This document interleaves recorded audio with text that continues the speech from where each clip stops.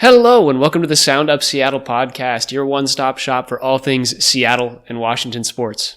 Amidst 25 minutes of delays with our computers, we have finally been able to record this podcast, and we hope it finds you well. I'm your host, Tyler Cartwright, joined as always by my co-host, John Carey. And we are here today. John is back from the forest. I don't even know where you went. You were just gone. Texas? No, it was not a forest. San Antonio is in a desert. You're always saying good things about Okanagan. I wasn't sure. Today we've got an exciting Seahawks win for you. The 49ers. That game was just insane. We'll talk a lot about that one. And then we've got value dogs. We've got college football, college basketball. The Kraken on a little bit of a tear right now. And then the Sounders have their semifinal matchup against LAFC this weekend. So a lot of exciting things going on in Seattle sports, and we are here to talk to you about them. Anything to say before we get started, John? Let's dive on in. All right, here is some Coyote Picnic.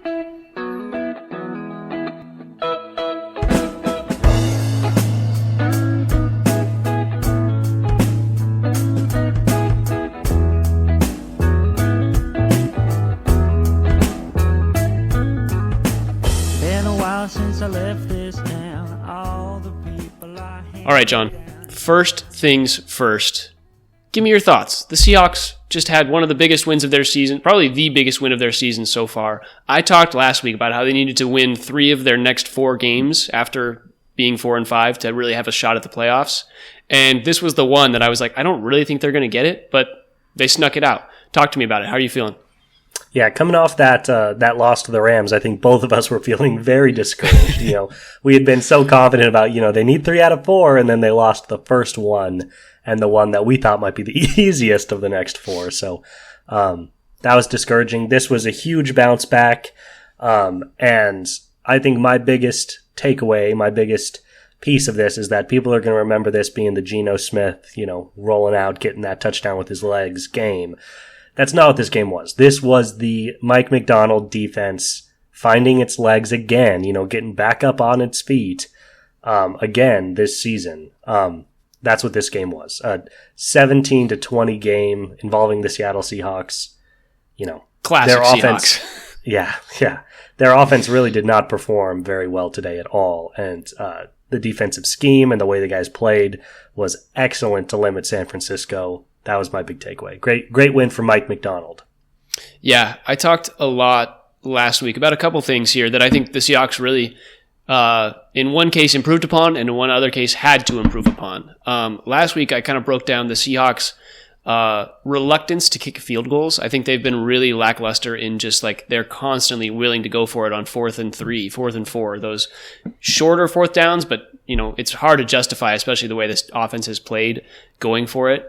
And in this game, they had a couple 4th downs early on in the game where they basically had to kick a field goal because there were 2 situations where it was, I think, 4th and 16 and 4th and 22. So Jason Myers had a great game against the 49ers, and I think it was crucial for him to get those 2 early to keep the Seahawks in play. It would have been set, if they didn't kick those field goals, maybe it's 14-0 going into half. But they really are able to turn it around, and I think that was one of the major things where they were forced to kick field goals, because even late in the game they decided to go for it on 4th down and had a turnover on downs.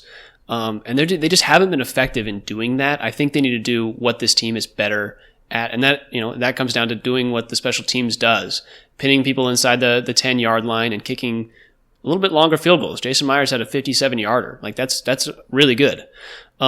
So I think doing a little bit of settling by the Seahawks needs to happen here, and continuing with that. The other thing, we've harped on it all season long. This team has not been effective when it comes to penalties, and they had 4 penalties in this game for 20 yards. That's probably their best game in terms of coaching. I think this was a huge game in terms of turning the Seahawks season around from the coaching perspective, being disciplined, that kind of thing. So a couple big notes, and it was very awesome to see. Yeah. Normally I'm such a 4th down hawk. I love always taking it. It's like if it's less than 4th and 7, if it's 4th and 6 and less, like I'm all over it. I play too much Madden. I always believe you should go for it on 4th down. A touchdown is worth more than 2 field goals. That's always worth remembering, you know? It's not even worth double, it's worth more than double. But to your point, this team, you can see, even with how potent the offense has been this year, it's not a team built to get you 4 yards when you really need it. The offensive line has been a mess all year. The running game, you know, headlined by Kenneth Walker. Walker is an awesome running back. You know, he'll average, 4.5, 5 yards a game over the course of a season, but he doesn't do that by getting 4 yards a pop. He does it by getting 1 yard a pop and then ripping off a couple of 12-yard runs. Like, that's the kind of back that he is. So the running game is not there. And then if you're forced into passing situations on 4th down, the JSN, revival or, era has really begun in Seattle, and he is a decent 4th down weapon, but DK certainly isn't. That's not what he's there for. Lockett's getting old, so if all defenses are looking at is Geno to Jackson Smith on 4th down, it's a tough spot to be in. So a rare situation where I'm going to agree with you that more field goals would be a positive thing. Defensively limiting the penalties is huge. I'm certain that's the least penalty yardage they've had in a single game this season. There's no doubt.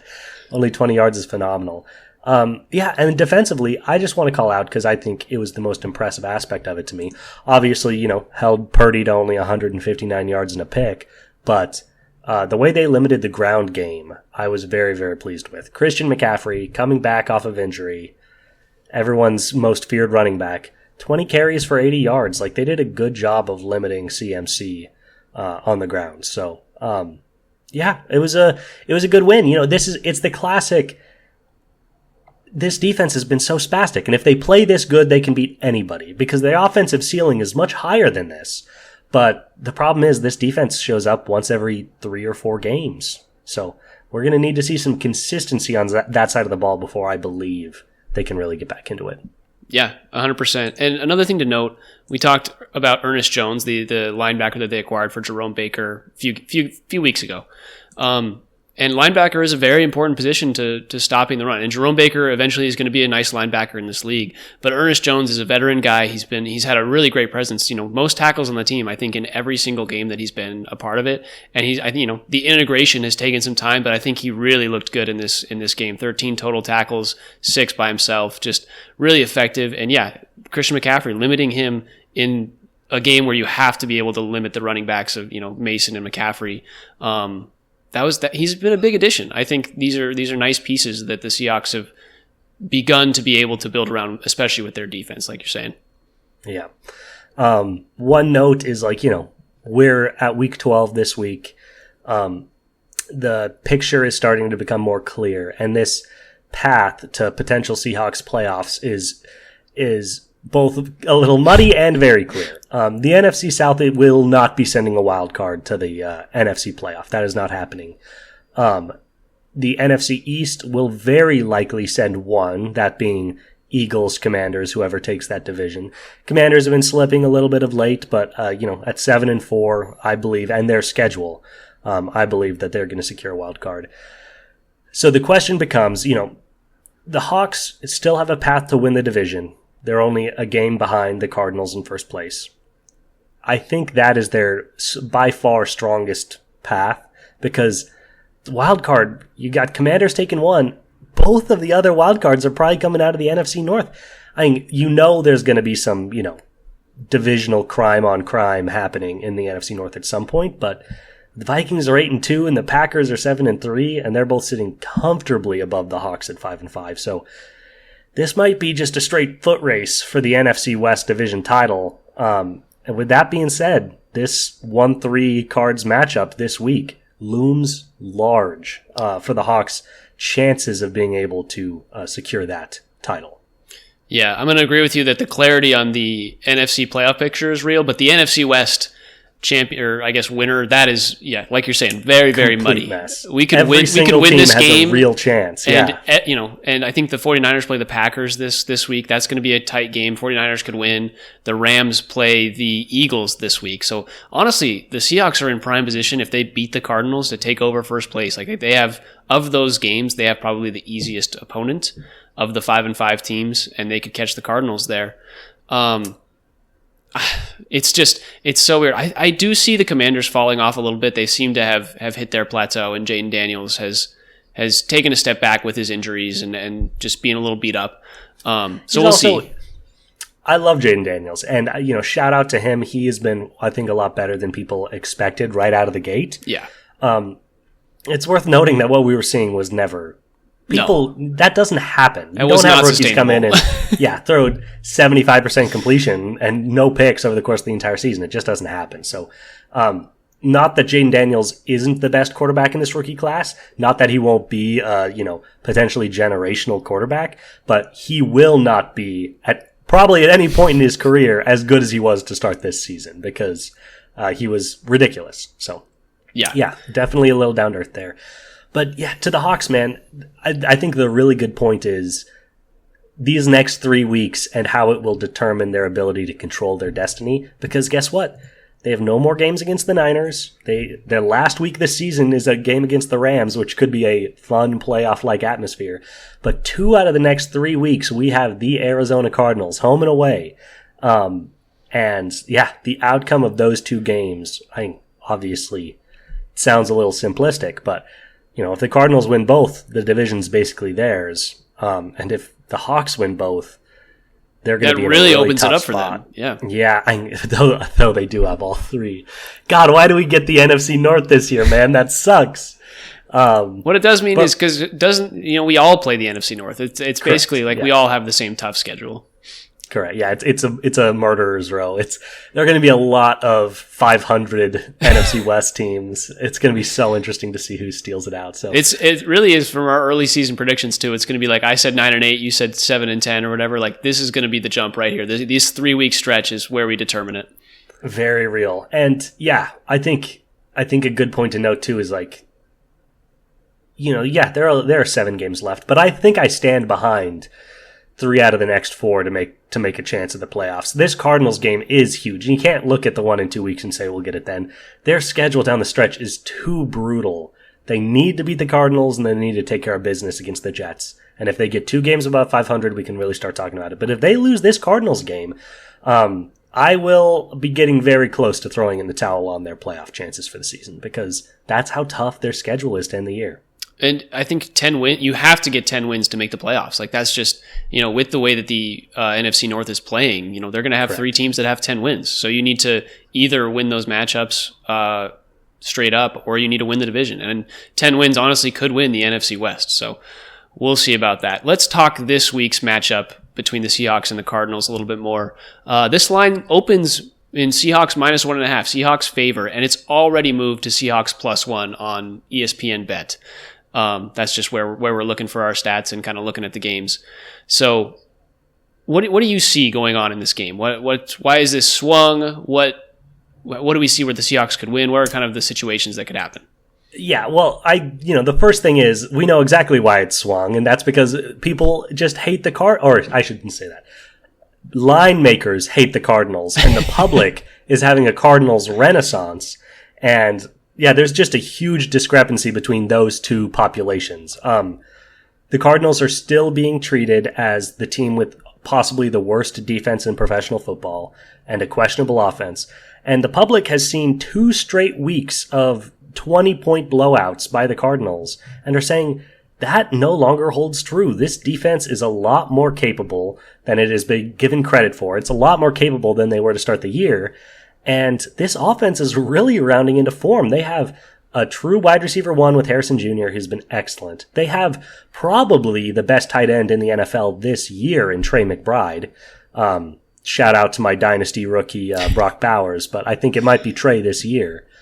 And they've got a really good running game and a mobile quarterback. This offense on the Cardinals is really dangerous. And their defense has played well. So that's why we see that discrepancy, because people are like, Seahawks, at least they have players on both sides of the ball. Cardinals have players on both sides of the ball too.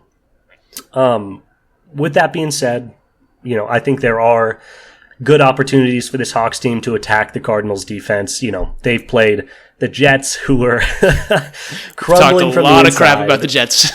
Yeah, they are the team that drove Shane Waldron into the gutter for the Bears. They played a Dolphins team without Tua, Chargers. The last good offense they played really was the Green Bay Packers, who put up 34 points against them. So this will be a big test for the Cardinals defense in terms of, okay, this recent jump, how much of that is real and how much of it is Shane Waldron.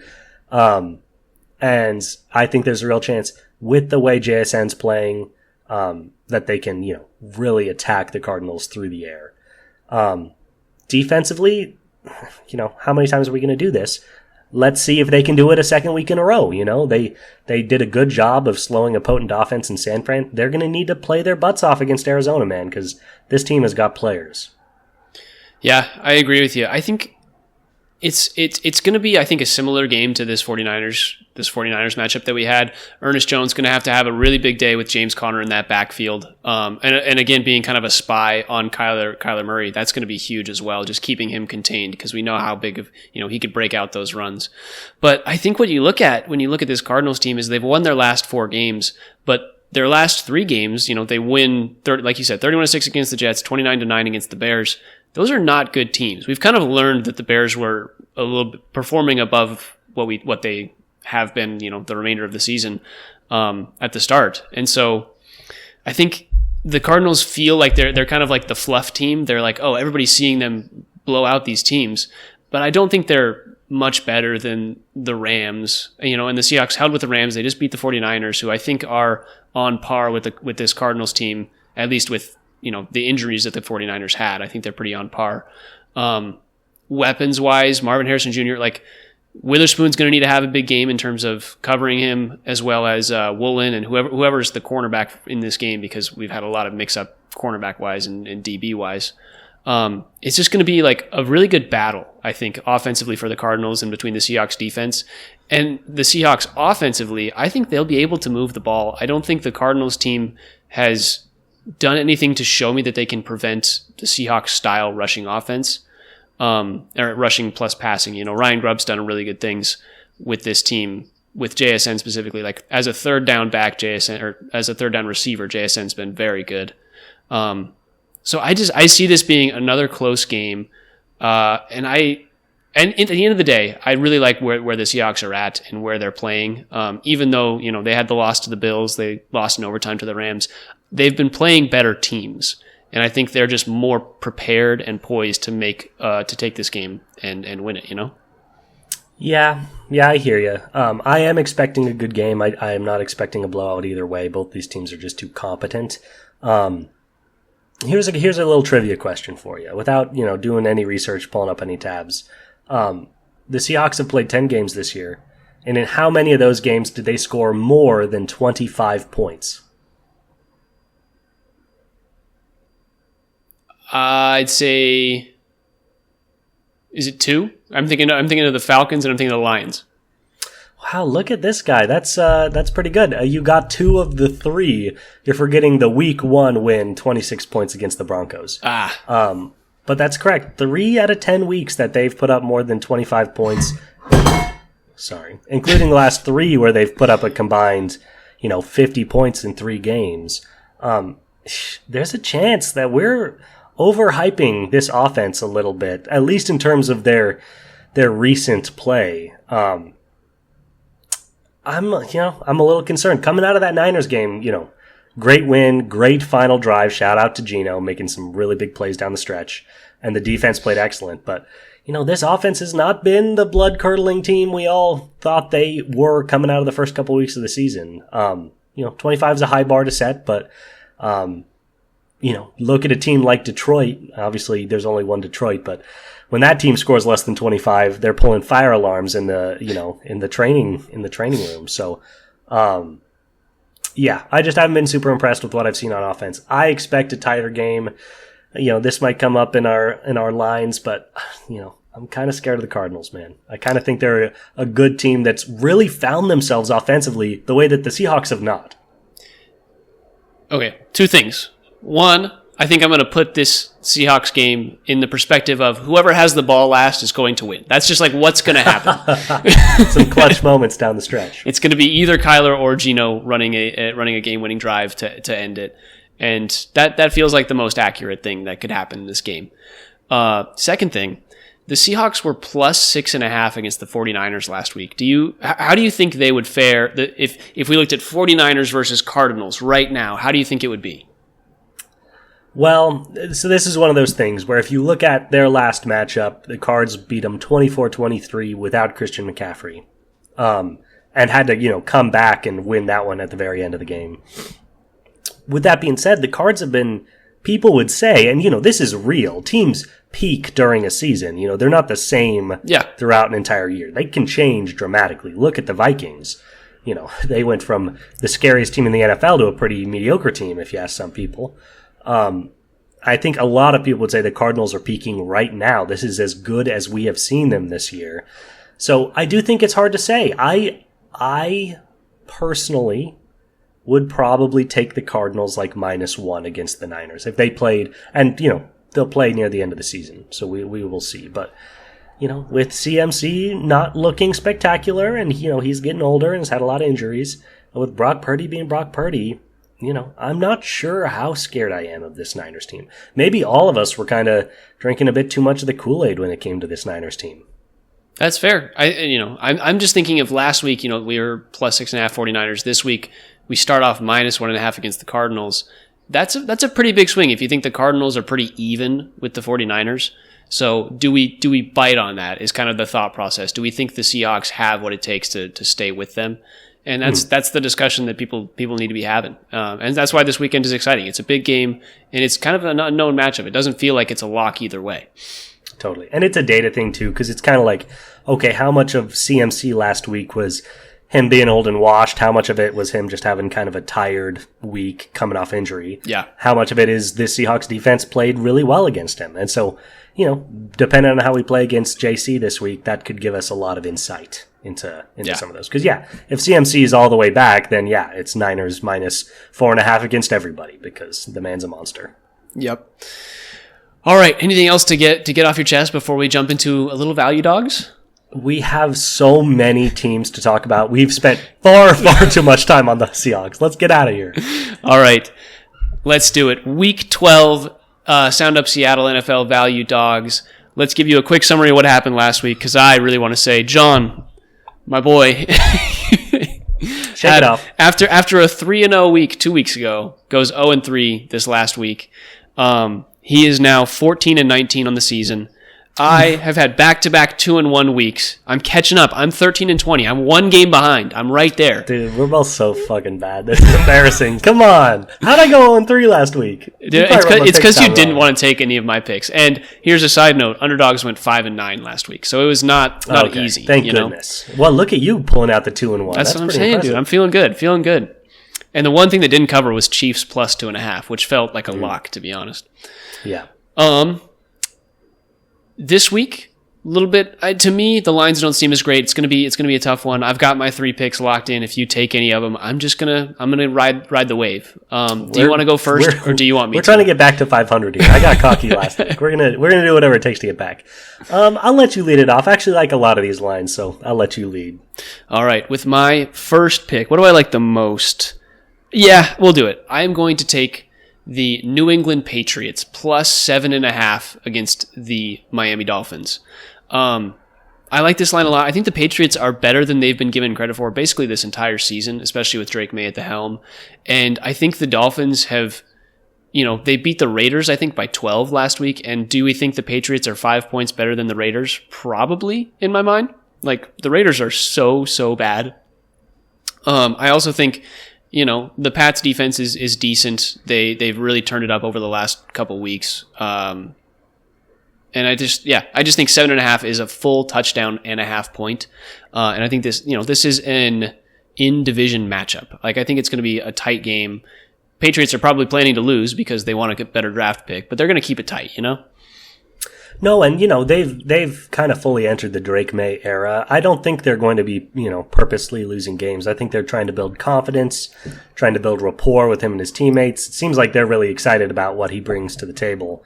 And for the record, they've already won too many games to secure a top, 2-3 pick. So, the difference between the 4th overall pick and the, 10th overall pick is a lot smaller than 1 and 4. So, I like that pick. I like that one a lot. I'm going to let you keep it. And I'm going to start us off with a real bummer, and I'm just going to do it. I'm taking the Cardinals +1 against the Seattle Seahawks.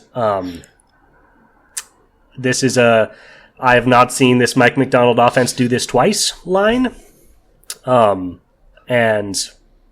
I don't really trust this defense to show up in the way that they will need to beat this Cardinals team, because I think the Cardinals are incredibly potent. And yeah, I think they're going to win. So call me a hater. I hope I'm wrong. Goodness knows my record would reflect that the Hawks will probably win, but I'm taking the Cards. Yeah, that's totally fair. The one thing to note about that is it does just make it a pick'em. 1 point is not enough to cover anything. So you're just basically banking on the Cardinals winning, which to me is a 50-50 chance. Like, I really have no idea who's going to come out of this game on top. It's going to be a tight matchup. So, I like it. It wasn't on my list though. So I like that we're separate so far. With my second pick of our NFL Week 12 value dogs, I'm going to take the 49ers +2.5 against the Packers. And the reason for that is the Packers are pretty middling in most, like basically you look at Pro Football Reference and you look at the stats between these two teams, and they're basically evenly matched in every single statistical category. And when it comes down to it, that line has actually moved up to +3 for the 49ers. Sorry, I just saw that. But it's just one of those things where you're taking the field goal with points. It's good value against, with two teams that are evenly matched. And Christian McCaffrey, he's coming off another week of just like getting back into the rhythm of things. He was still fresh last week. So that just made me excited. I think the 49ers are poised to win this game, keep it tight, and keep the NFC playoff race tight as well. If the Packers win that game, they move up to 8-3, and it just kind of, they kind of solidify the NFC North's hold on the playoff picture. Sure. That's a very, very solid pick. CMC, I could see a real bounce back game here. This could be really good value on the Niners. Packers barely beat a Bears team that we're not that sure about, needed to block a field goal to win. So, that's a good pick. I was thinking about it, but I don't want it. I'm trying to stay a little more contrarian, and I'm going to do the swing of all swings here. And I can't believe I'm going to do it, but there's too much value on the table. I can't do it. I'm taking the Dallas Cowboys +10.5 against the Washington Commanders. I was like, which 10.5 point line is he taking? There's no way he's taking the Panthers. But I can't. But okay, so get this. The other 10.5 point line is the Panthers against the Kansas City Chiefs. That gap is not the same as the gap between the Cowboys and the Commanders. Yeah. Now, most of this is me saying, hey, the Commanders have been dipping in recent weeks. They have not looked nearly as good offensively as they did in the past. So, 10.5 points is a ton of points. That's a touchdown and a field goal, and I can still win. And yeah, the Cowboys are a complete mess, and they're kind of imploding from the inside out. But they still have CeeDee Lamb, and the difference between Cooper Rush and Dak Prescott is smaller than some Niners fans would have you think. Sorry, some Cowboys fans. Yeah, I don't like that I'm doing it, but I have to. It's too many points. I'm taking it. I don't know, my hot take. The Panthers one is better. The Chiefs don't score more than 21 points a game. The Panthers are going to score 15. The Chiefs just can't score more than 25. Like, it's just, you take it. Take the Panthers line. No, I've got a better one, but that was my reasoning. I understand the Cowboys line. 10.5 is a touchdown plus a field goal, and you still get a half point. Like, that's a lot. And the Commanders, like you said, have been dipping. So I respect it. It was almost on my list, but I did not take it. With my third and final pick of our Week 12 Sound Up Seattle value dogs, I am going to take the Chicago Bears +3.5 against the Vikings. And my reasoning for this, I feel like we've been in on the Bears kind of all season, and I recently got back off them because I was like, oh, they've been pretty mediocre for the last 4 weeks. My reasoning for this is that the Vikings are the highest rated blitzing team in all of the NFL. They blitz the most out of all the teams. And I think that is kind of the opportunity for Caleb to shine. He figured a lot of things out last week against Green Bay. And again, it's a divisional matchup. Like, it's going to be a tight one. And I think this could be the game where Caleb is finally like, okay, I figured out how to deal with a blitz. Like, they might not win it. They might lose by a field goal, but this is my shot in the dark that Caleb has his kind of breakout game here where he has the opportunity to get outside of the pocket and, break containment. I think he had 70 rushing yards last week. Like, he had a really good week last week. And I think he's gonna continue to do that. Yeah, as somebody that's been rooting for the Bears, a lot of family in Chicago, I was really encouraged by the game last week. And obviously, they've lost like 10 straight to the Green Bay, and the fact that they lost that by getting a field goal blocked sucks. But the fact of the matter is, to your point, Caleb was more effective on the ground than he's probably been in every other game this season combined. Yeah. Getting Shane Waldron out of there. That man was poison. As Hawks fans, we should have known better, but that dude was straight poison. Literally nobody is 10 times better for this quarterback situation than Shane Waldron. So, seeing Caleb use his legs more was very encouraging. That final drive, the fourth down completion to Roma Dunze and then hitting him right again to get back into field goal range. Nice to see him and Caleb continue to, build their rapport. And yeah, this Bears team, defense is still really good. This Vikings team struggling. 3.5 points is a lot. I could see you getting bit because of the blitz rate. Yeah, I could see, we've talked so much about this Bears offensive line being awful. And that's the thing, is like he's the most sacked quarterback in the NFL, and this could be the game that he's been most sacked. But, he was pretty good last week handling the blitz. He only had one going into that final drive where he got sacked 2 more times. But if he can handle that blitz well, then I think this is a really, really good line. I think basically this entire line hinges on how well he is able to handle the Vikings blitz. Yeah, which is why I take it. I believe in the man. I'm going to let you have that one all to yourself. And with my final pick, just to keep it going, I am taking the Los Angeles Chargers plus 2.5 against the Ravens. This goes against my heart. I love the Ravens. I love betting on the Ravens, but I think the Chargers are still a little bit undervalued offensively. People know that they're one of the, 3-4 best defenses in the NFL. But I think people are like, oh, they have no skill position help. It's just J.K. Dobbins and Justin Herbert out there. But man alive, against the Bengals last week, I know they almost blew it. But in that first half against the Bengals, Herbert looked so sharp, and he did a great job, getting the ball around. Ladd McConkey, their, star rookie, didn't even have that good of a game. It was Quentin Johnson again. It was Joshua Palmer. So I think this offense is a little more potent than people are giving it credit for.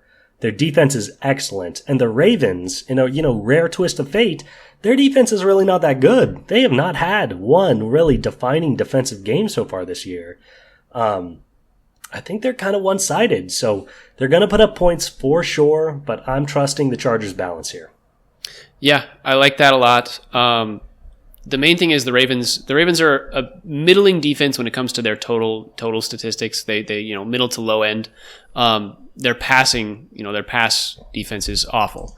Their rushing defense is pretty good, but teams just don't rush the way that they normally, or the way that they used to. And, this could be a game where J.K. Dobbins doesn't have an amazing stretch, but Ladd McConkey, I really expect to blow up here. And then Quentin Johnston, who's had a much improved season from last year. I like, I think Justin Herbert, as a guy who can attack this Ravens defense, is a good one to bet on here. The plus 2.5 is nice value. Taking any points in that game. If it was Ravens plus 2.5, you probably would have taken that. So whichever team is getting points in that one, you're happy to take. Yeah, I hear you. All right. Is that it? Are we done with our value dogs for week 12? Wow, 6-0, just like that. Can you believe it? Yeah. Just that quick. What's crazy? Our best segments on YouTube are our value dog segments. Like, everybody's following us since we had that 5-1 week. Well, of course. They're going to be disappointed by what came after, but not by me. They all popped in for that one, and I'll just use them to ride my path to victory. See, I got a short memory. I don't even remember what I got wrong last week. All right, with that, let's move into some college football. What do you want to talk first? Do we want to be disappointed in things, or do we want to talk a little bit more excitement? I think we need to start where the conversation needs to be started, and that is the death knell for the 2024-2025 Washington State college football playoff chances. They were so close. They did such a great job week after week. it's really tough, even against subpar opponents, it is really, really tough to string together, 5, 6, 7 wins in a row in college football. It's just really hard. You see all these big programs stacking up losses, and Wazoo needed really to go undefeated to have a chance to pull this out. And this week in a nail-biter, in an excellent game, they lost 35-38 to the New Mexico Lobos. A lot to be talked about here, but first and foremost, there go their chances, and it's a sad day. Yeah, 100%.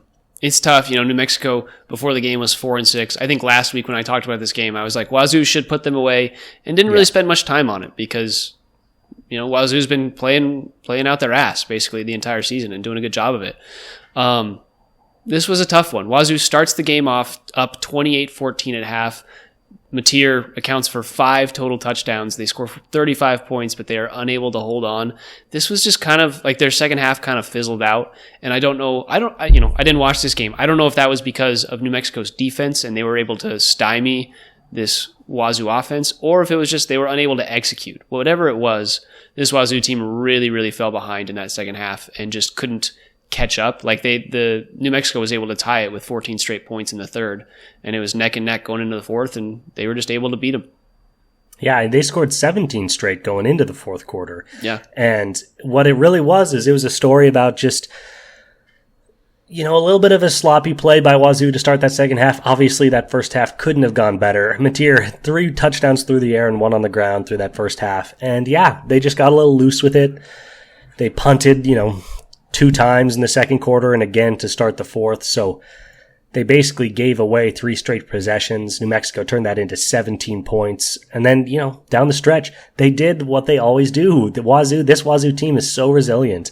Down 28-31, they put together a beautiful minute 30 drive, capitalized by a 37-yard touchdown from Mateer.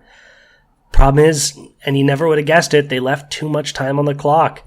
New Mexico, a 3-minute drive down the fourth quarter to end the game, just on the ground. And that was the big story. We'll talk a lot about the rushing defense, but they kind of let it slip in the second half, and the clock management just didn't go their way. If there'd have been another minute and 20 on the clock, I think Wazoo would have won because they would have put together a nice drive at the end, but it was not meant to be. Mateer was excellent. He was fantastic. 25 for 36, 375 yards and 4 touchdowns through the air, and then accounting for an additional 65 yards and a touchdown on the ground. No interceptions, no fumbles. He was amazing. The one thing that I would touch on or kind of touch on a little bit more is the New Mexico quarterback. The New Mexico quarterback ran the ball 28 times for almost 200 yards and 3 touchdowns. Kind of giving Washington State a taste of their own medicine in that regard. And I think what it comes down to is the Wazoo team is able to score. We know they're able to score so frequently and quickly, but we've talked about that within NFL too. It's like the longer your defense is out there, we talked about this with the Seahawks, the harder it is to contain the run late in a football game. Like that's just, you're tired. You're 60 minutes into this game and you've been on the field for 35 of those. It's tough. And I think that's kind of what happened here is the Wazoo defense was just, they've been on the field for so long. They had in the second half, if you look at their drives, the Wazoo offense in this second half, you look at their breakdown, they punt, and then they get a touchdown. And those are all their possessions basically, except for the last 21 seconds. But on those punts, they had the ball for 49 seconds on the first one, 3.5 minutes on the second one, 1:30 in the third, and then 3 minutes in the fourth. And it's just like the defense was on the field a majority of that time. And it feels, New Mexico had a 7.5 minute drive for a field goal at the start of the fourth quarter. And it's just like that really is so draining. And then, they score a touchdown in 4 plays for 1:30 afterwards. But that gives New Mexico just enough time to score the ball with 11 play, 3-minute drive. And it's just that puts them in the dirt. Yeah, they were really kind of suffering from their own success in that last drive. And you hit the nail on the head. It was some sloppy play, 4 straight punts. You should never see that. You shouldn't see that against Alabama for this Wazoo offense, how potent they are. But to do that against New Mexico, it's sloppy, it's poor performance, it's putting your defense in a really tough spot. And then, to score in a minute and a half and to give them 3 full minutes, really kicking yourself. It took them 11 plays to drive down the field. That's a long, sustained drive. Yeah. They needed all 3 of those minutes. And that goes to the fact that this New Mexico team was not good through the air. They were 11 for 25, 44% passing the ball for 170 yards. They had, Devin Dampier, obviously their quarterback, 200 yards rushing. Eli Sanders had 100 yards rushing, averaging 8 yards a carry. Nakir Rogers, 50 yards rushing on 8 yards a carry. They were just devouring this Wazoo defense on the ground. I know you gotta, when you have a chance to score a touchdown, you score a touchdown, but there's a clock management aspect of this team can only beat us by running it down our throats. And if we let them run it down our throats, they are going to beat us. Let's not give them the exact amount of time they would need for a sustained rushing drive down the field. Yeah, I think I agree with you 100%. And we've talked about it. This puts Wazoo out of the playoff picture for sure. They hadn't played anybody really tough. So tough to see as guys who are really excited about Wazoo after they were able to beat UW, and we're coming into this week 8-1, ranked 18th on ESPN. We were excited for this team. New Mexico's first win against a ranked team in I think a half decade. So good for them. But I think it's time we move on. We don't want to frown on this one for too long. Let's talk Wazoo Oregon State, because that's going to be a fun game. Yeah, and just last thing too is still a great Wazoo year. They're still 8-2. They're going to have a chance to win the shortened Pac-12 championship. And really, there's a bit of expectation management with this too. It's can they make it? Can they make it? Can they make the playoff? But this was a good reminder that this Wazoo defense, particularly their rushing defense, was not ready to play the big boys. I mean, we saw it against Boise State. Against Boise State, exactly. And we were hoping okay, they're playing a generational running back. Maybe it's them and everybody else that can't stop Genty. But to see it again against this New Mexico team, it's a good reminder that this offense is a ton of fun to watch. And their cornerbacks, their DBs and their safeties are solid, but their front cannot hold up to SEC play. So now we can get back to just enjoying it. Wazoo, Oregon State. Yeah, it'll be a good one. These teams are both pretty solid. Obviously, Wazoo's got a pretty significantly better record. What's Oregon State now? They're 4-6. Oregon State doesn't really have an amazing quarterback. He's got 3 touchdowns and 6 interceptions on the year. Their big thing is just their rushing game. They've got Hankerson has 14 touchdowns on 900 yards in the season. And what it really comes down to is Oregon State's going to run the ball. That's what they do. That's what they've always done, even since we went to school there. It's going to be a fun game. I think Wazoo should win it pretty handily. The spreads, it opened at -13.5 and it's moved to -11.5. So some people are taking that money on the Beavers, which is fair, honestly. You look at it and you think, if the Beavers are rushing the ball the entire game, the clock, the amount of time that the Cougars have to score is going to go down. This could turn into kind of a New Mexico style game where it's just the Beavers are just running the ball the entire time. The difference is McCoy for Oregon State is not, their quarterback is not going to rush for 200 yards. That's a very rare case. So I would still expect Wazoo to pull this one out. Yeah, I do as well. Oregon State, has had an up and down year, but they are coming off the absolute worst bottom valley moment of their season. 0-28 outing against our Air Force. Shout out to the Air Force. People are going to remember this as the year that Army, got back up into the top 25. I'm going to remember this as the year that Air Force, running the Wildcat, beat Oregon State 28-0. Air Force did not miss a pass. They were 6 for 6 through the air. And what does that mean? They rushed the ball 30, 40, 50, 67 times to their 6 passing attempts. You cannot beat the Wildcat 28-0. Let's go Falcons. Wazoo's just going to run that with Mateer the entire day, except they'll have more passes. Dude, Mateer is built to run the Wildcat. Get that man in some blue and white. This should be, we said this about New Mexico, but this should be a good game for Wazoo. I expect him to win. Love it when Washington teams beat Oregon. Yep. All right, you ready to talk through what was a good win for UW? We take what we can get. coming off a pretty brutal Penn State loss. UW bounces back with a 31-19 win over UCLA. There's actually quite a bit to break down here, so why don't you start us out? Yeah, the first thing that I want to say is UW is going to have a bowl game. That is, at the end of the day, what every UW fan wanted. They wanted us to get to what is the college football postseason, and they were able to do it. The Big Ten is a tough conference. They've got, I think, 4 of the top 5 teams when it comes to the college football playoff. Like, this has been a hard stretch of games. They lost to Indiana. They lost to Penn State. They've played a lot of tough games, and I don't think they were ready for Big Ten ball, coming in. But that's going to change over the next few years, and we will see that.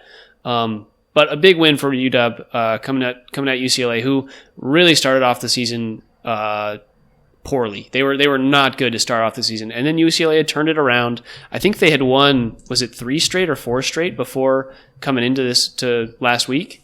And the fact that UW was able to just stymie that and keep them off on their heels, Jonah Coleman with the 15-yard run to start off the game.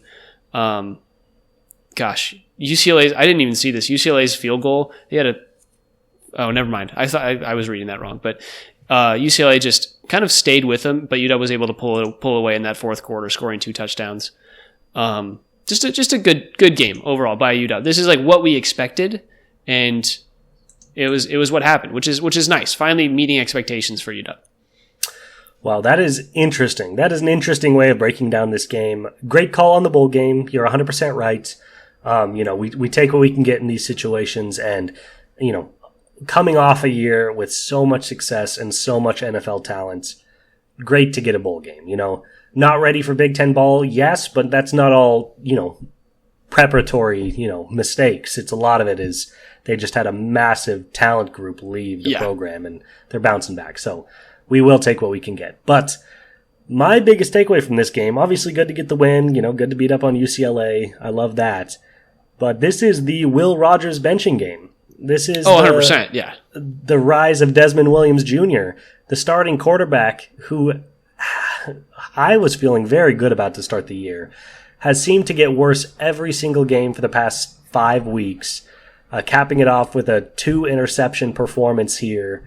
And the coaching staff said, hey, that's enough. Let's get the rookie in here. Desmond Williams Jr. comes in, 7 for 8, passing the ball, throws a touchdown, protects the ball, rushes the ball for 31 yards on the ground, using his legs. The era of Desmond Williams is here. What do you think, Mr. UW fan? This is big news. I'm not sold on, he's a freshman. He's a true freshman. He looks very, very raw skill wise. It's tough because what they're doing right now is giving him a lot of read options where they're basically just like, hey, walk with Jonah Coleman, and if you like the run, you take it or give it to him. and if you don't, if we should do that every play. If things go poorly, just huck the ball to Denzel Boston, hope he catches it, or Giles Jackson. Like, it's just like very, very safe, conservative play, getting his feet in the water. So it's tough to really respond to this week without anything but praise for him. Like, he had a good week. He performed exactly what needed to happen, but I don't have any, nothing stood out to me when it comes to Damon Williams Jr.'s play. I think he was just, he was kind of, he was a floor general. He does what a quarterback needed to do and not much else. I would like to see more stellar play from him. And I'm intrigued to see what UW will do this upcoming week against Oregon when it comes to their quarterbacks. But yeah, I think, Damon Williams Jr., fun game to see him just get the ball, get some run. Yeah. I think, a fair critique of the Rook, but also, anytime you're thrust into a starting situation that you're not expecting it, even if they're running simple plays, it's just good to see him, ready for that moment. Yes. I imagine he would perform even better if he has, a week to prepare for that starting role. But to your point, at this stage in the season, I can't imagine that they'll tell Will Rogers, F off. We're going to go try to beat number 1 Oregon with our rookie quarterback. Seems much more likely that they'll, either let Will, finish his college career in dignity or feed him to the wolves, depending on the perspective you want to take. And get ready for Damon Williams next year. You're right. That's not Desmond Williams. There's no S. Yeah. Damon Williams? Something like that. Yeah, but anyway, a nice win. They got nothing coming up this week. A second bye week, which I'm a little confused about. I think college football has been I think it started earlier, and so they've had a couple bye weeks. Okay, I see. 2 bye weeks makes sense for college kids, but anyway, a bye this week and then number 1 Oregon, which I don't. Do you want to talk about Oregon? I don't really want to talk about. No, I thought it was this upcoming weekend, and then you were saying that, and I was like, wait, it's after Thanksgiving. What am I doing? So yeah, we don't have to talk about that too much, but that is a looming game. It's nice to have a bye so that we can do some preparations when it comes to trick plays and things that we're going to need to do to beat an Oregon team if we want to have a chance to spoil their season. But yeah, we don't have to talk about it too much. I appreciate you shouting out Damon Williams Jr. I think that was important because not much else really happened. The UW offensively, they had just over 300 yards total, and it just wasn't very exciting of a game. It wasn't, and then he came in. He led both of those touchdown drives in the fourth quarter that got us this win. So I'm going to remember that as the Damon Williams game. Yeah, pretty brutal to have to play the number 1, number 4, and number 5 teams in the country in 3 out of 5 weeks. But we're not going to whine about it. We just went to the national championship, so let's see Oregon do that. Yes, and if they make it there, sorry, Dad. I'm going to root for Oregon. Like if the Ducks can make it to the national championship, you got to root for them. I hate the Ducks when we're playing them, but I was rooting for the Ducks against Ohio State. Yeah. If we're playing Georgia, are you kidding me? I'm going to be painting myself green. West Coast, best coast, baby. Let's go. Okay, let's talk a little college basketball. Yes. We've been a little lax, and I want to start with my boys. You can't stop me. Last we talked, Gonzaga had beaten number 8 Baylor 101-63 in an absolute bludgeoning. They have followed that up with 4 very good games. They had an absolute battle with Arizona State. Yeah, I talked about that last week. It was big. Yeah, down 4. They came all the way back to win. 1, I was impressed by their grit, but 2, man, don't be looking at Arizona State sideways, man. They are 5-1 now. We're their only loss. They've got a monstrous schedule against some of, obviously the Big 12. They're going to be getting a lot of really good games.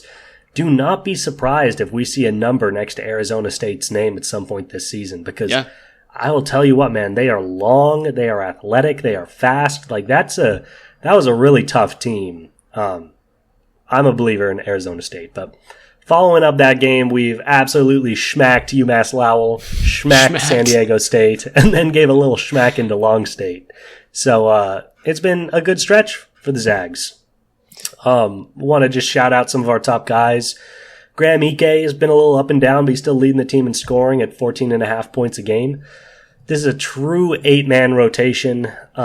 Every single one of the 8 rotation players on this team are averaging over 6 points a game and over 3 rebounds a game. So it's just been a real even distribution in scoring and rebounding. It's been 14.6, but there are 5 guys averaging double figures and then 3 over 6. Like I said, everyone's averaging between 3 and 6 rebounds a game that plays. The only guy that's really standing out from a statistical perspective is Ryan Nemhard's averaging 9.5 assists per game, and nobody else is averaging 2. So he's clearly the focal point of this offense. But yeah, the team just looks excellent. We're shooting the stripes off the ball from 3. We're playing long, aggressive defense. Caliph Battle has been such a welcome addition. His offense, his driving ability, his ferocity around the rim. He hasn't missed a free throw yet. He's been so big for this team. And they look excellent. They're up to number 3 in the country. Some would say we're not being generous enough to the Zags, but I'm going to go ahead and be okay with 3 for now. We got some big games coming up down the stretch. Yeah, 4 guys shooting at least 43% from 3 is massive. Caleb Battle, Nemhard, even Hickman, and then you've got Stromer shooting 47% from 3. Like, all of these guys are performing up to what we were hoping for them to do at the start of the season. So, really been nice to see. And then another interesting note is just the Ike, Huff, and Greg rotation. They're all they're between 16 to 19 minutes a game, each one of them. So it's a true 3-man rotation at the big spot, and they're really flexing into that, Ajayi at the 4 kind of stuff. A lot more than I think you guys were thinking when we had our discussion a few weeks back. which has been nice. It lengthens the floor, gives a lot more space, and you're not seeing Ike and Huff on the floor at the same time where they're really struggling. Two guys in the interior and nobody can drive kind of situations. So a lot of good has come from them taking some minutes away from Graham Ike, and he's also he's basically averaging 0.9 points per minute. Like he's got 14.6 points and 17.2 minutes per game. Like that's just really efficient play by Ike. So good from him. It's been great too because Ike plays when Nembhard plays, and when they're on the court together, they look for Graham Ike in the low post, and they're like, "Man, we're going to give it to you again and again and again because the second you're tired, you're coming out, and we're replacing you." Yeah, it's a great use of Graham Ike because you maximize his low post efficiency and you minimize the defensive struggles and what he brings to the table when he's not hitting his hook shots. Yeah, it's been awesome, man. Obviously, it's been the battle Nembhard and Hickman show in terms of those the only guys averaging over 25 minutes a game. But Dusty's stepped up in a big way. It's really nice seeing him hit his threes. What's so cool in my mind is Michael Ajayi has not been that good offensively. He's only shooting 20% from three, 21% from three, which we expect more from that. And he's only averaging 6.6 points. So this is a guy that was averaging almost 20 points a game at Pepperdine. I expect him to be better, but we don't even necessarily need him to be better. He has been awesome defensively. He's been a great rebounder, and he really helps this big rotation make a lot more sense. So this is a team that's, number 3 in the country, and we're blowing teams out, and there is a ceiling to be raised with the way these guys are playing. Yeah, I agree. Just cool to see from Gonzaga. Every year we know they're going to be good, but it's cool to follow and really see how this team is progressing. So I'm sure we'll continue to do this as the season goes along. Yeah, nothing for the next couple of days. We got a West Virginia game that'll be fun. But then number 9 Kentucky and number 2 UConn back-to-back December 7th and 14th. We'll be talking about that as they get closer. That'll be exciting. All right, let's jump to a little Wazoo, a little Huskies real quick. The Huskies are 3-1. Their only loss coming to Nevada, which I think I talked about last week. My main takeaway from how the Huskies have played this season is that they go when Great Osobor goes. The guy's averaging 15 points a game and 13 rebounds a game, 4 steals a game, 3 assists, a block and a half. Like the guy's been good, but he's very hit or miss. Like their one loss was when he just had kind of an awful game all around. I think he had 6 turnovers and 8 points. Like he just had a rough game in that one. So they go as Great Osobor goes, and they also haven't really played anybody massive. Their 2 most recent games were against UMass Lowell, team who Gonzaga blew out by 50, and then they beat Seattle Pacific 77 to 62. So nothing crazy there. They've got a game against Alcorn State coming up tomorrow as we record this, and Alcorn State's 0-5. I'm expecting UW to win.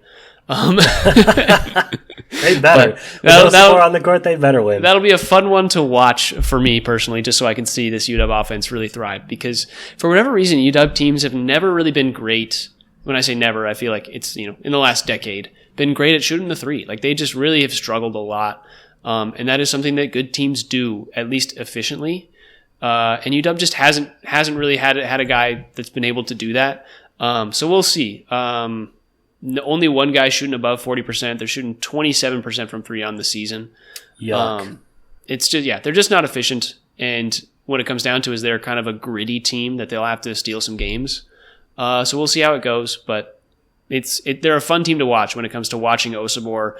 4 steals a game is really cool. He's long. He gets a lot of deflections in the middle of the paint there. So just fun. Yeah.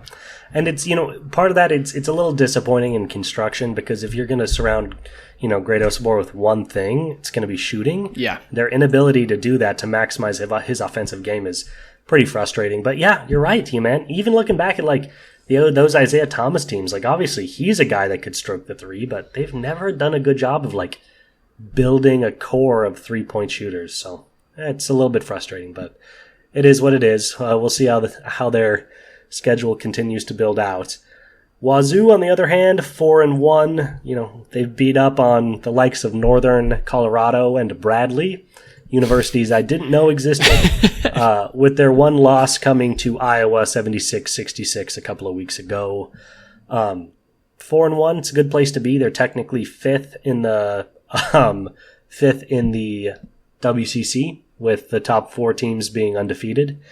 But, we haven't seen very much yet. Their schedule's about to get harder with a game against Eastern today at 6:30 p.m. They'll play Eastern, which will be fun.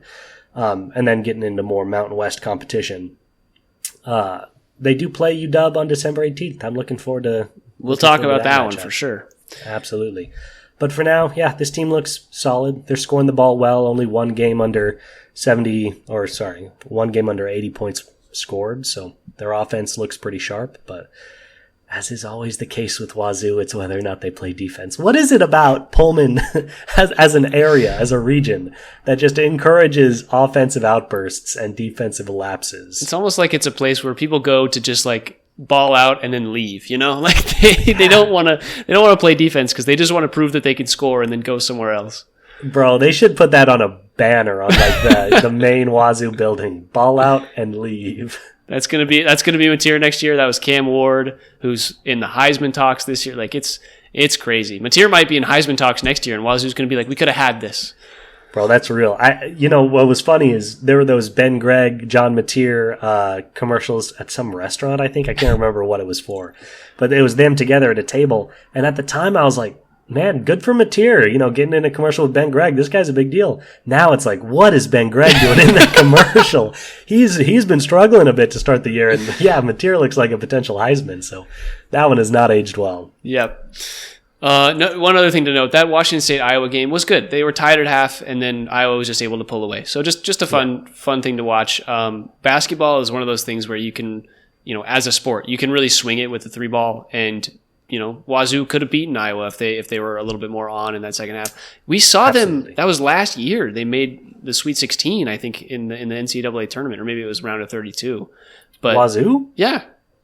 That was last year with Jalen Wells. Oh, of course. Yeah. We were talking about them. Yeah, that was a good team. We liked that. Washington State was really good last year, and the loss of disintegration of the Pac-12 really cost them. But it's they're a fun team that's been fun to watch over the last few years. So we'll keep an eye on them. Agreed. Yeah, well, you never know where it'll take you. A 10-point loss is nothing in college basketball. No. It's like if you lose by 30, the other team really kicked your ass. But lose by 10, it could have been a nail biter. Yep. Okay, we're cruising along. We're doing good on time. We're making up some lost time from that Seahawks discussion.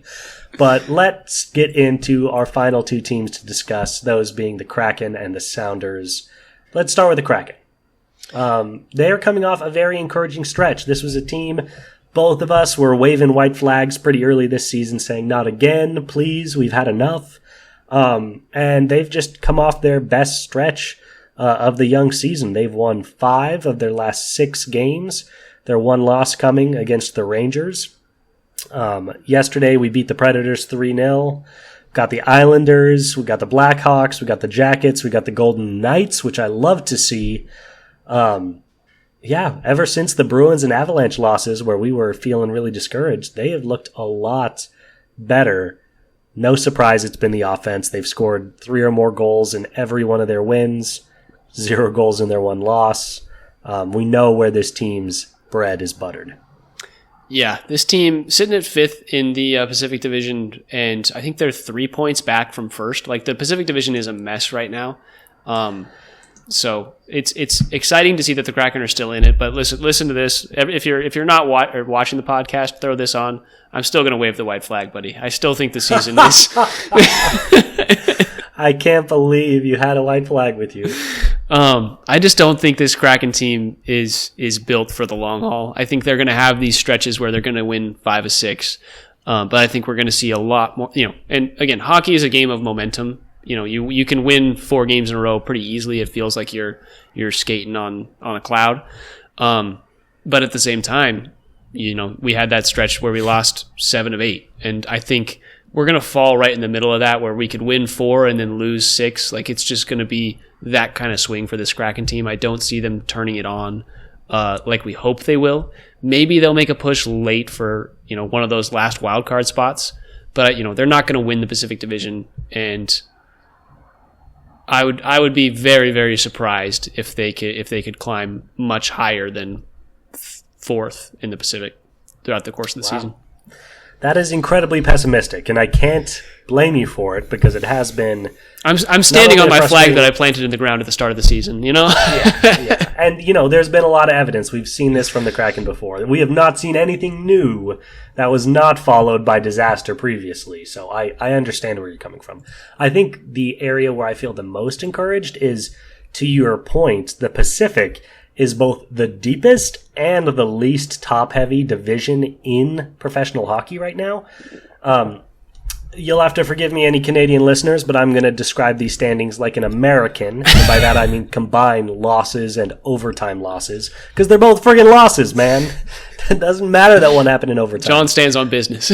Yeah, so if we look at the rankings in the Pacific, and if we combine losses and OTLs, the Golden Knights are 11-8. The Calgary Flames are 10-9. The Kings are 10-10. The Oilers are 10-10. The Canucks are 9-9. The Kraken are 10-10. The Ducks are 8-10.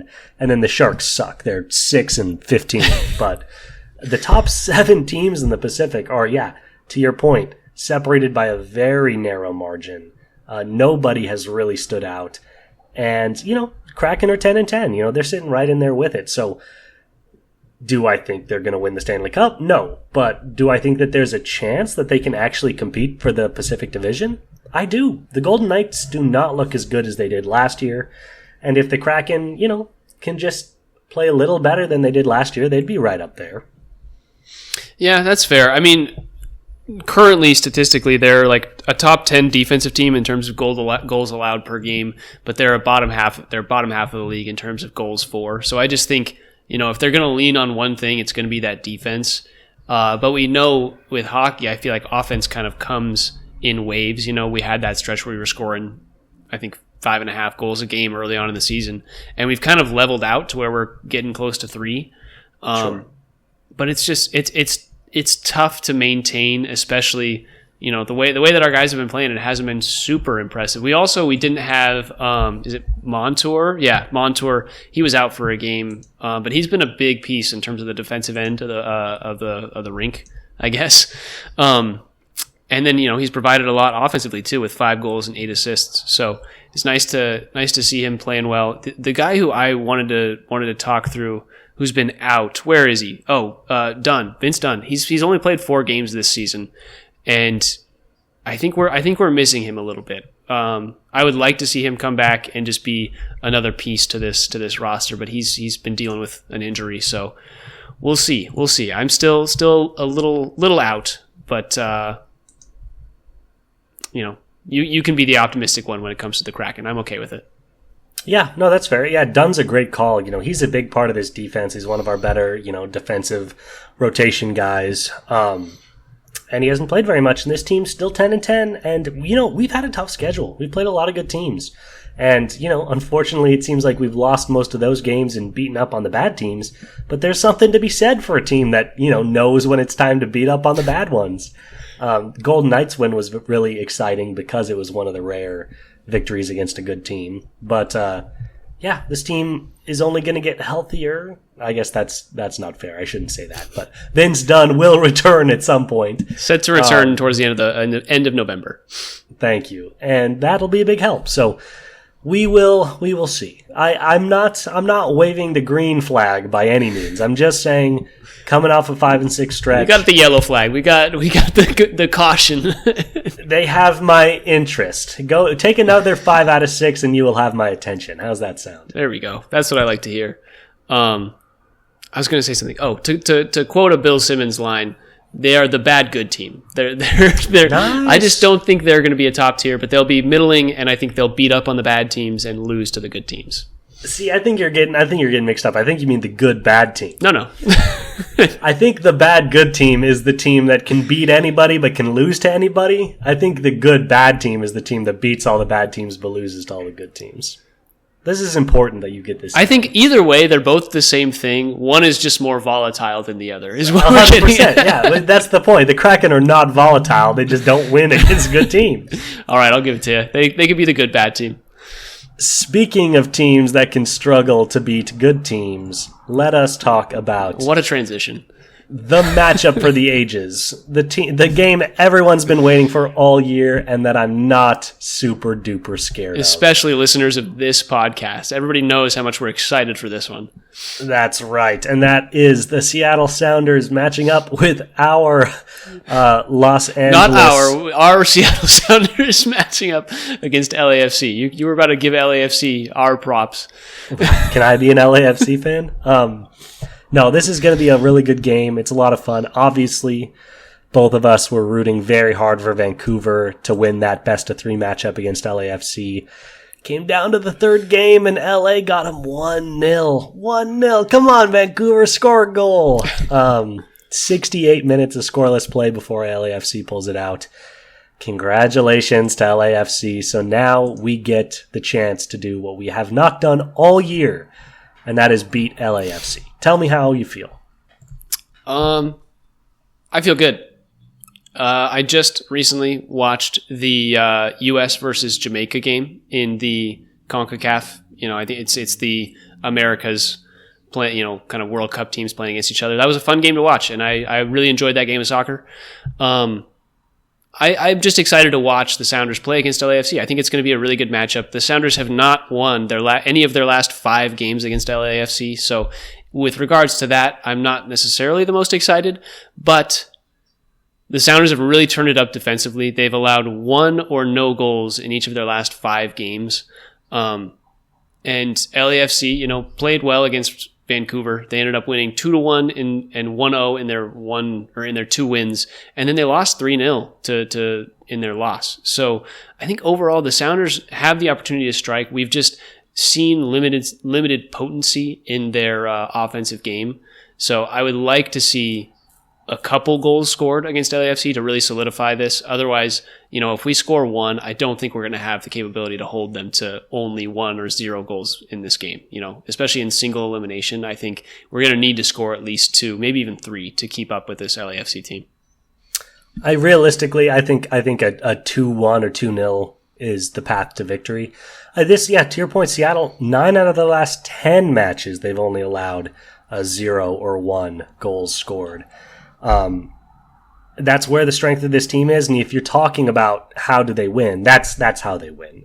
Sure, they could technically win a 10-9 shootout, but it's far less likely that occurs than that their defense plays excellent. They sneak a couple in and manage to win either, 1-0 or 2-1 or to take it to penalties. Do I believe that's going to happen? God, I wish it was the Galaxy, I wish it was it's just LAFC has just had the number of all numbers.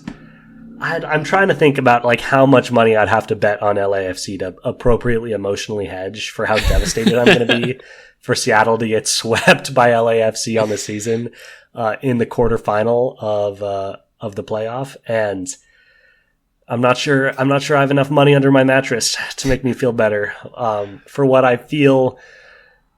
It's not inevitable, but it doesn't feel great. I wish I could be more excited about a quarterfinal game, but I'm kind of dreading it. Yeah, I think we're in the same boat.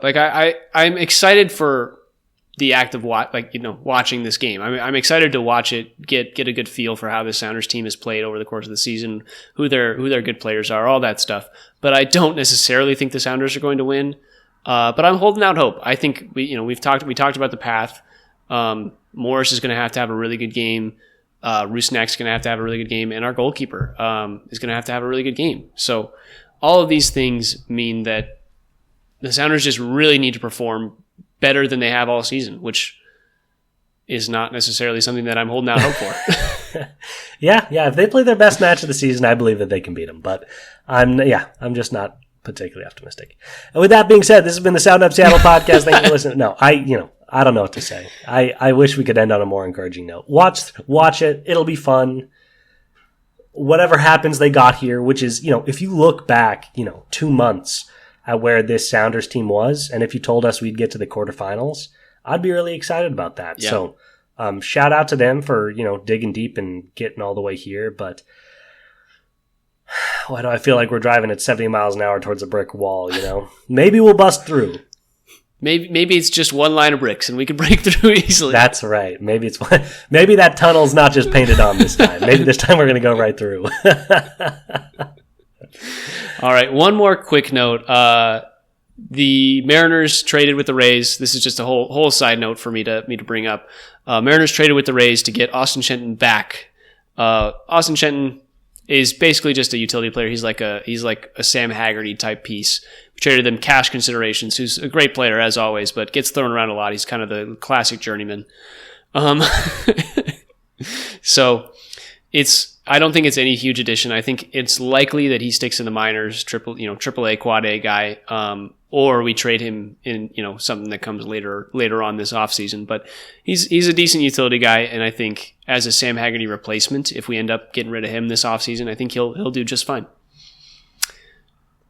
I like that note. Obviously, neither one of us is desperate to hold on to Sam Haggerty, so all moves are good moves. Love to see a trade where we're getting a player and giving up cash in return. That's a novel change of developments. Yeah.